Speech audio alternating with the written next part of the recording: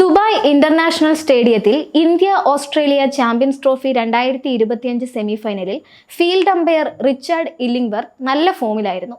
അമ്പയറുടെ നടപടികൾ അമിത ആവേശമായി പോയെന്ന വിമർശനങ്ങൾ ഉയർന്നു കഴിഞ്ഞിട്ടുണ്ട്.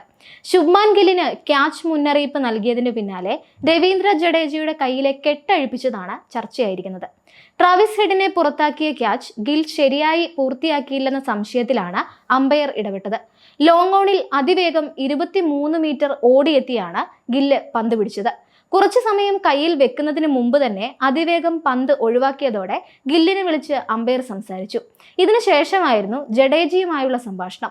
ജഡേജ ഇടത് കൈയിൽ ചുറ്റിയിരുന്ന സേഫ്റ്റി ടേപ്പ് നീക്കം ചെയ്യാൻ റിച്ചാർഡ് ഇല്ലിംഗ്വർത്ത് ആവശ്യപ്പെട്ടു. 8 ഓവർ എറിഞ്ഞ ജഡേജ 40 റൺസ് മാത്രം വഴങ്ങി 2 വിക്കറ്റുകൾ വീഴ്ത്തിയിരുന്നു. ഓസ്ട്രേലിയയെ 49.3 ഓവറിൽ 264 റൺസിന് ഓൾ ഔട്ട് ആക്കാൻ ഈ പ്രകടനം സഹായിച്ചു. പ്രമുഖ താരങ്ങളായ മാർണസ് ലാബുഷൈനെയും ജോഷ് ഇംഗ്ലിസിനെയുമാണ് ഇന്ത്യൻ ഓൾറൗണ്ടർ പുറത്താക്കിയത്. മത്സരത്തിന്റെ 19ാം ഓവറിൽ ജഡേജ പന്തെറിയാൻ വന്നപ്പോഴാണ് അമ്പയർ ഇടപെട്ടത്. നീണ്ട സംസാരത്തിന് ശേഷം ഇടംകൈയൻ സ്പിന്നറോട് ഇടത് കൈയിലെ ചുറ്റിക്കെട്ട് നീക്കാൻ ആവശ്യപ്പെട്ടു. ജഡേജ തന്റെ നടപടിയെ ന്യായീകരിക്കാൻ ശ്രമിച്ചെങ്കിലും അമ്പയർ വഴങ്ങിയില്ല. ഇതോടെ ടേപ്പില്ലാതെ പന്തെറിയുകയല്ലാതെ ജഡേജയ്ക്ക് മറ്റു മാർഗം ഉണ്ടായിരുന്നില്ല.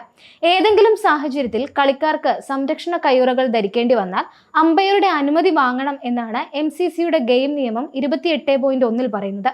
വിക്കറ്റ് കീപ്പർക്ക് മാത്രമേ ഇത്തരം കയ്യുറകൾ ധരിക്കാൻ അനുവാദമുള്ളൂ. ഫീൽഡർമാർ ഇത്തരം ബാൻഡേജുകൾ ഇടുന്നതിന് ഇളവുകളുണ്ട്. ബൗളർമാർക്ക് പരിക്കേറ്റാൽ മാത്രം അമ്പയറുടെ അനുമതിയോടെ കയ്യിൽ ബാൻഡേജുകൾ ഇടാം.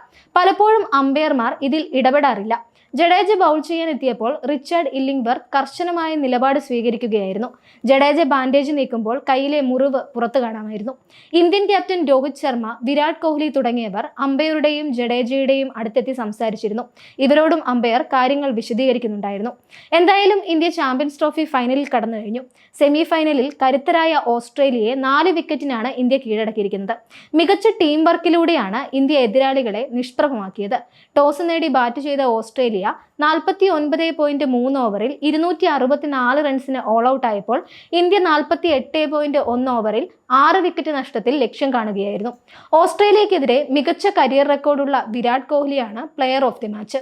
റൺ ചേസിംഗിൽ അസാമാന്യ മികവും റെക്കോർഡ് തിരുത്തിയ നിരവധി ഇന്നിംഗ്സുകളും കാഴ്ചവെച്ച കോഹ്ലി ഇത്തവണ 98 പന്തിൽ 84 റൺസ് എടുത്തു. ശുഭ്മാൻ ഗിൽ വേഗത്തിൽ പുറത്തായപ്പോൾ ക്രീസിലെത്തിയ കോഹ്ലി അവസരത്തിനൊത്ത് ഉയരുകയായിരുന്നു. രോഹിത് ശർമ്മ നന്നായി ഇന്നിംഗ്സ് തുടങ്ങിയെങ്കിലും 29 പന്തിൽ 28 റൺസുമായി പുറത്തായി.